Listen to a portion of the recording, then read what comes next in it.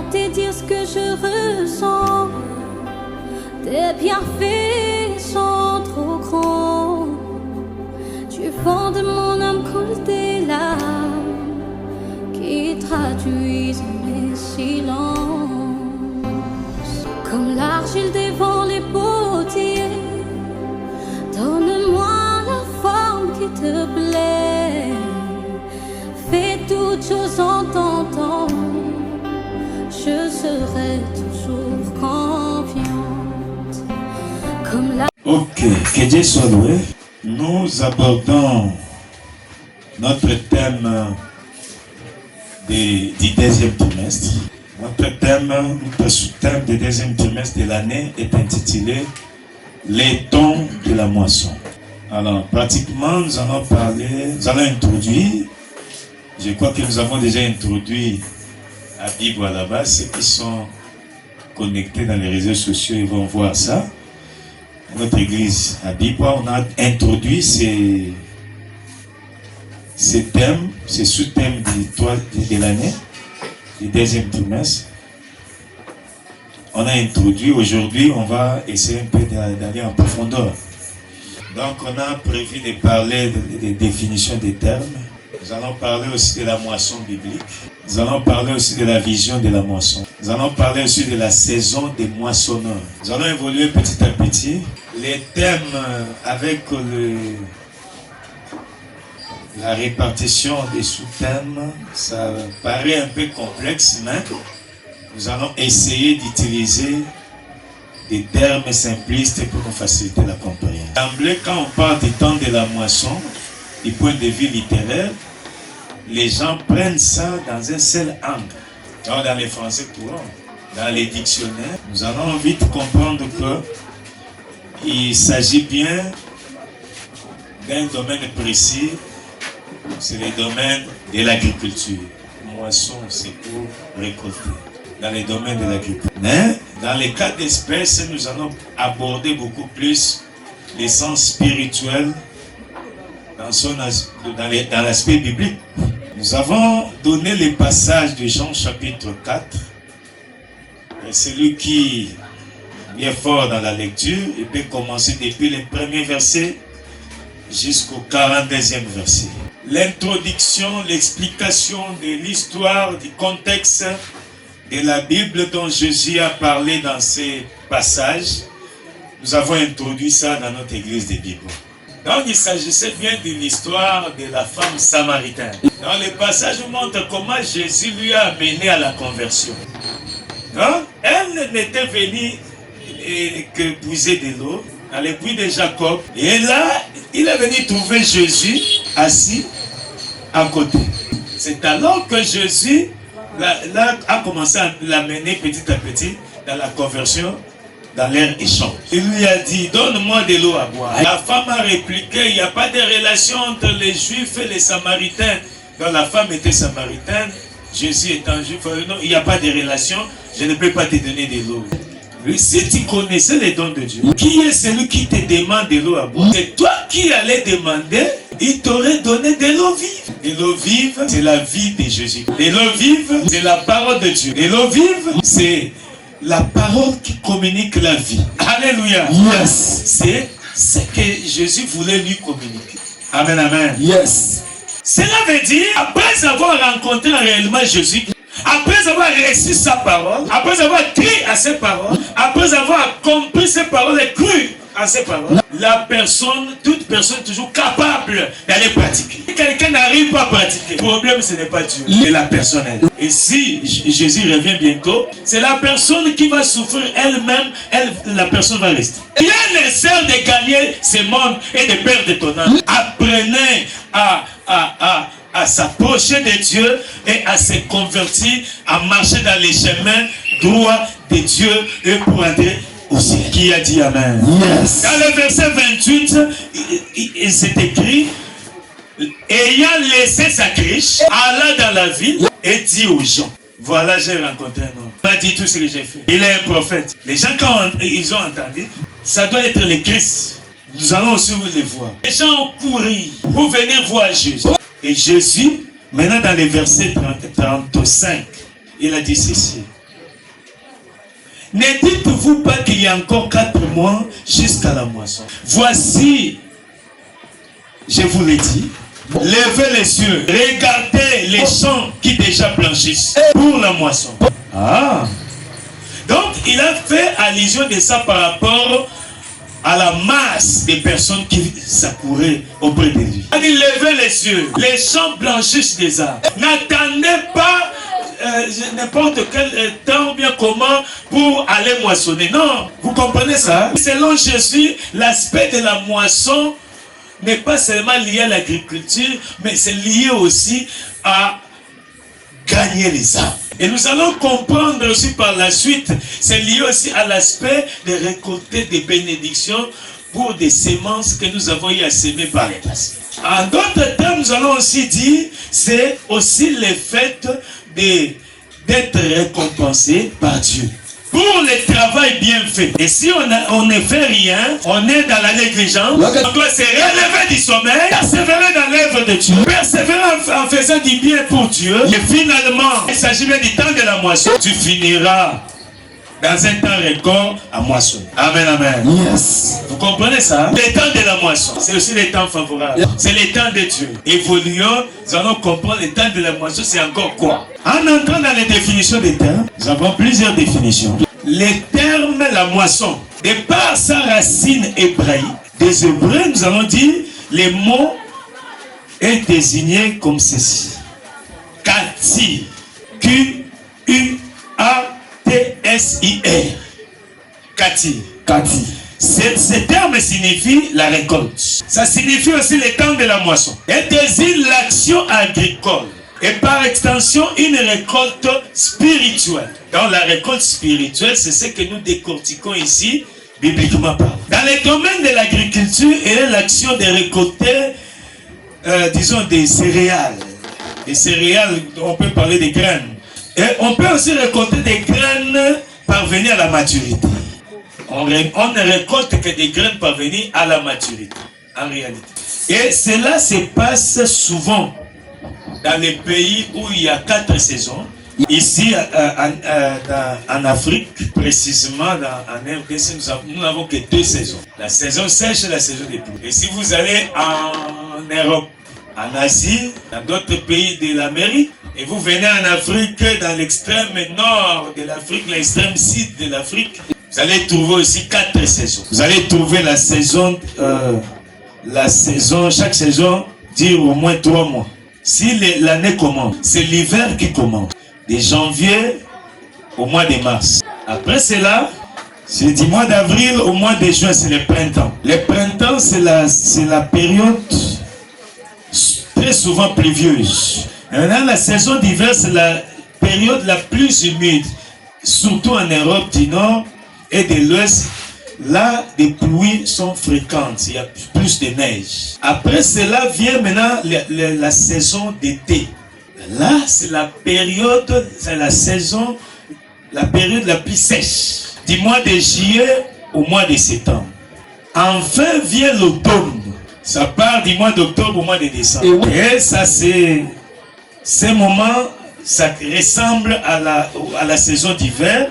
Donc, c'est la période la plus humide, là où il y a plus de neige. Donc, allez-y comprendre. Nous allons essayer d'expliquer ça lentement. Alléluia. Yes. Et la saison de la récolte, c'est souvent entre juillet et mi-août. Ça, c'est dans les pays à 4 saisons. Alléluia. Yes. C'est pratiquement dans la saison d'été. Maintenant, sur le plan biblique, nous allons dire, elle est toujours précédée, cette période de moisson. Le temps de moisson est toujours précédé par les pluies de la première et celle de l'arrière-saison. Les pluies de la première et de l'arrière-saison. Nous allons voir ça dans les livres de Deutéronome chapitre 11, le verset 14. C'est écrit, je donnerai à votre pays au temps de la moisson. Ça, c'est la descente des pluies, c'est un signe précurseur. C'est un signe qui annonce les temps de la moisson. Juste après la descente de la pluie, les moments qui vont suivre, ça sera la récolte. Je donnerai à votre pays la pluie, son temps. Cela veut dire, au temps favorable, en mon temps, moi Dieu, en mon temps, je donnerai à votre pays la pluie. Autrement dit, je donnerai à ta vie la pluie comme signe de bénédiction. À mon temps. Est-ce que quelqu'un comprend ça? Je donnerai à votre pays. D'un côté, la pluie revêt la forme de la bénédiction. D'un autre côté, la pluie révèle la forme de la parole de Dieu prononcée. Est-ce que quelqu'un comprend ça? En lisant Deutéronome chapitre 11, verset 14, là, ça parle de la pluie de la bénédiction. Et si nous allons dans le livre d'Ésaïe chapitre 55, 10 à 11, là, ça parle de la pluie comme la parole prononcée. Donc, c'est que la pluie qui quitte les cieux vient descendre sur la terre. Ça ne peut pas retourner à Dieu si ça ne produit pas des effets. Ça veut dire, chaque fois que Dieu fait pleuvoir sa parole au milieu de son peuple, le temps de la moisson, le temps de la bénédiction, le temps de la visitation, le temps favorable, lui qui est prêt quand l'eau est agitée, il se jette les premiers à cette parole, guérit, reçoit sa part, le temps de la moisson, il récupère sa part, il s'approprie de sa bénédiction. Le temps de la moisson, il ne faut pas être distrait. De la révélation. Après Jésus a dit, fais les yeux. Voyez comme les gens sont venus nombreux. Vous attendez 4 mois pour moissonner. N'attendez plus. Prêchez la parole de Dieu dans les temps favorables ou non favorables. Prêchez la parole de Dieu. Vous ne savez pas. Peut-être il y a des gens qui négligent, qui ne veulent pas entendre ce que vous dites. Il ne manque pas de cœur sensible pour recevoir la parole de Dieu. Croire à ça. Pour que ça produise la transformation en eux. Alléluia. Yes. Alléluia. Yes. Il a dit dans Deutéronome chapitre 11, verset 14, je donnerai à votre pays la pluie en son temps. Je donnerai à qui? À vous. Où? À votre pays. Quoi? La pluie. C'est que la bénédiction. Comment? En son temps. Cela veut dire, Dieu a béni en fonction du pays. Autrement dit, béni en fonction du lieu, en fonction du temps. Il dit, je donnerai ma pluie. Je vous donnerai la pluie. Je donnerai la pluie à votre pays. Le temps de Dieu arrive. Comme c'est temps de la moisson. Les temps favorables. Dieu va faire descendre les bénédictions. Alléluia. Yes. Où? Dans un endroit où tu travailles, tu habites, tu fais quelque chose dans ton église, mais en son temps. Comprenez ça? Avant que Dieu ne te bénisse, il regarde son temps. Si c'était prévu qu'il te bénisse à 12h00, oui, il va marcher. À 12h00, si tu te retrouves là où Dieu t'avait mis, tel qu'il avait fait avec Adam et Ève. Il les a mis dans les jardins d'Éden.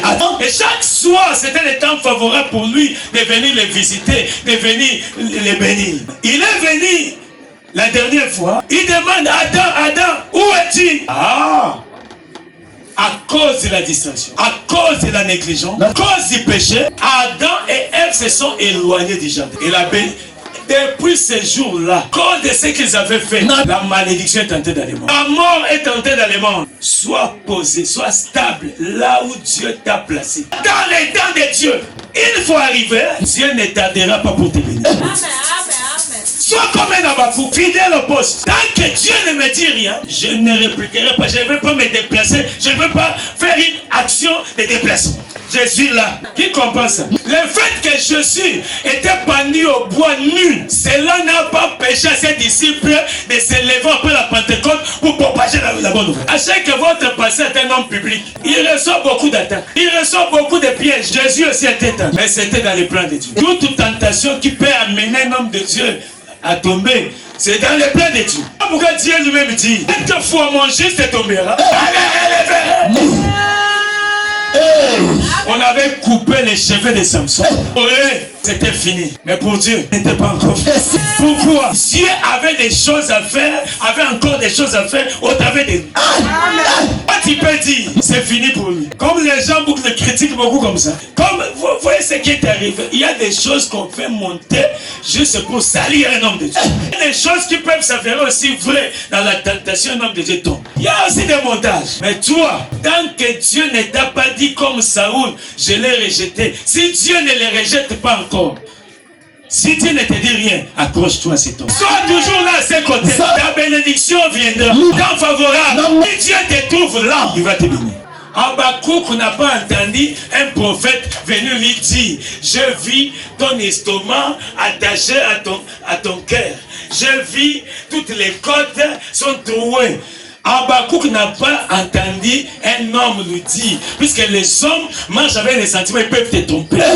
Même s'il te voit bien habillé, il te voit dans la position avec beaucoup d'argent, il va faire la pêche dans l'aquarium. C'est ce que Jésus a dit ici. Regardez les gens qui déjà blanchissent. Il les a montré les gens qui venaient à lui, les gens qui n'avaient pas de maître, et ça demandait à ce que les moissonneurs se lèvent pour faire la moisson.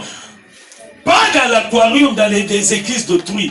Allez-y, là où se trouvent les gens dans la distraction, ramenez-les au Seigneur. Reste là où Dieu t'a mis, avant de te déplacer. Mais si tu voyages, tu te retrouves dans un pays, dans un milieu où votre église ne se trouve pas. Avant de fréquenter une église quelconque, ne cherche pas à entendre les prophéties. Ne sois pas épaté par de bonnes paroles, bien de bonnes prédications, d'enseignements que tu as l'habitude d'écouter dans les réseaux sociaux. Prie Dieu. Dieu est capable de révéler bonne église, bon pasteur, près de qui tu peux t'accrocher pour attendre ta bénédiction, pour aller écouter la parole de Dieu. Et Dieu, quand il te révèle, même en songe, et si Dieu ne trompe pas, même si là où Dieu t'oriente, tu peux trouver une église un peu débraillée, il prie au travers d'un salon. Laissez-moi vous dire, les églises que l'apôtre Paul a bâties dans les actes des apôtres, se trouvaient toujours dans les maisons. Alléluia. Yes. C'était dans les maisons. Personne des églises.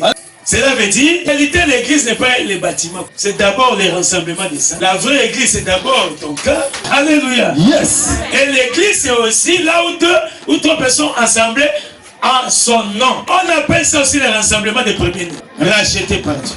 Qui a dit Amen? Nous étions dans Deutéronome chapitre 11, verset 4. Donnez à votre pays pluie son temps, la pluie de la première et de l'arrière-saison. Et tu recueilleras ton bleu, ton mou et ton huile.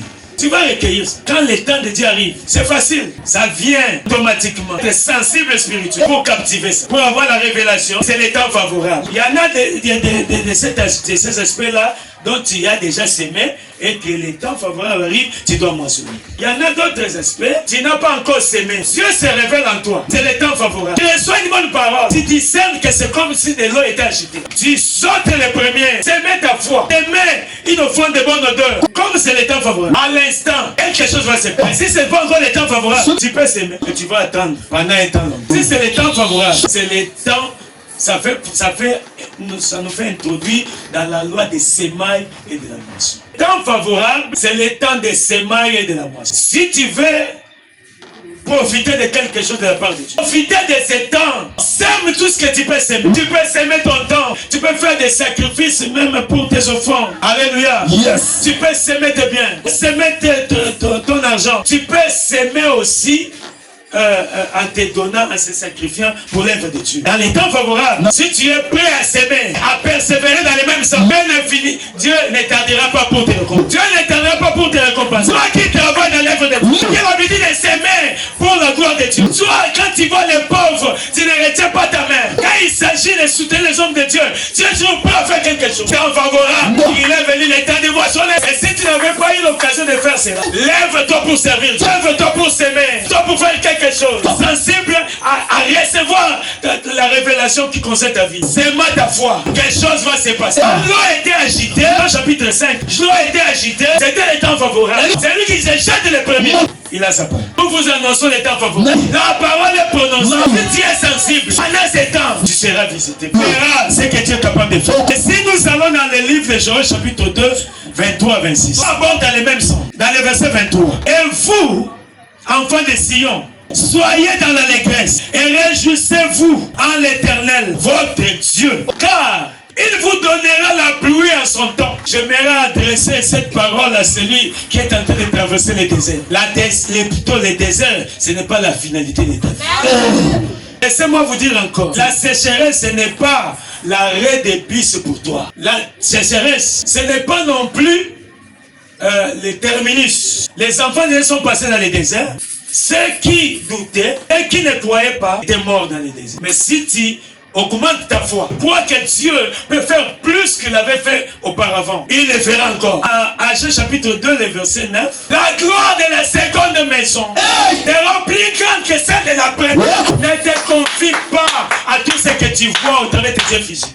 Je vous annonce les temps favorables. Temps de la moisson. Les choses finiront par changer. Les choses vont changer. Augmente seulement ta foi. Toutes les choses vont changer. Car il vous donnera la pluie à son temps. Il vous enverra la pluie à la première et de l'arrière-saison. Comme autrefois. Comme par le passé. Si tu te souviens, un jour Dieu t'avait béni. Maintenant tu traverses une période dure. Sache que Dieu est capable de t'amener la gloire de la gloire de la seconde maison. Pour t'amener à régner plus que comme c'était le cas par le passé. Ne perds pas l'espoir. Persévère. Prends ta foi. Abandonne pas Dieu. Pendant la période de la sécheresse, on reçoit plusieurs tentations. On est tenté de tout bon. Mais si tu es fort, si tu es persévérant, t'approches toujours à Dieu. Tu ne te décevras jamais. Le verset 24. Les airs se rempliront de bleu. Maintenant, les cuivres regorgeront des mous et des ruines. Qui a compris? Là, il veut dire, les temps favorables, c'est le temps de récolte, c'est le temps de la moisson, c'est le temps d'abondance. Alléluia. Yes. Verset 25. Je vous remplacerai les années qu'on dévorait la sauterelle.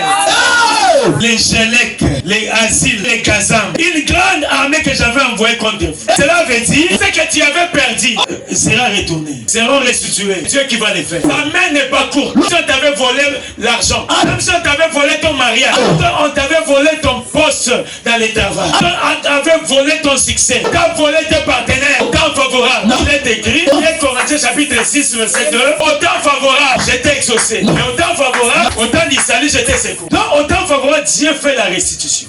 Dieu restitue tout ce que tu avais perdu. Il faut maintenant être sensible pour comprendre les temps favorables et commencer à arracher. Au moment où Dieu commence déjà à restituer spirituelle. Je disais tantôt, 1 Corinthiens chapitre 6, verset 2.